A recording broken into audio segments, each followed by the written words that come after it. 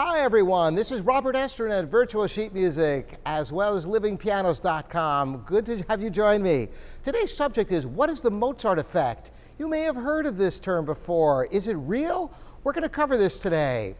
First, I'm going to go back to a groundbreaking study decades ago at UC Irvine, not far from here in California, by Gordon Shaw and Francis Rauscher.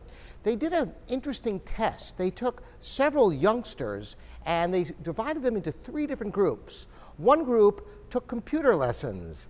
Another group, they gave piano lessons. And a last group was the control group. They did nothing with that group.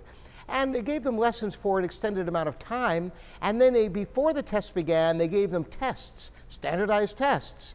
And wouldn't you know it, the math scores of the piano students went up.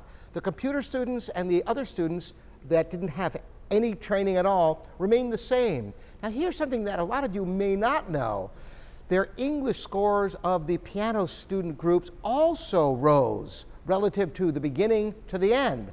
So while the computer training did nothing to change the scores in math or English, and the control group of course stayed the same, people who studied piano actually increased their intelligence aptitude for both math and English. That's an astounding fact, isn't it? Yet another reason to study the piano. Well, the Mozart effect goes one step further. They found that students just listening to music, that's right, listening to music while taking tests, had a bump in their scores. Specifically Mozart. Listening to Mozart and other classical music seems to have some correlation.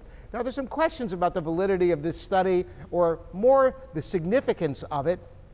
But in the worst case scenario, you're just getting to listen to Mozart or Bach. How bad is that? So music is good for the mind, it's good for the soul. So spread the word and enjoy your music, and there's yet some more reasons to take piano lessons. Thanks so much for joining me here at virtualsheetmusic.com and livingpianos.com. Robert Estrin.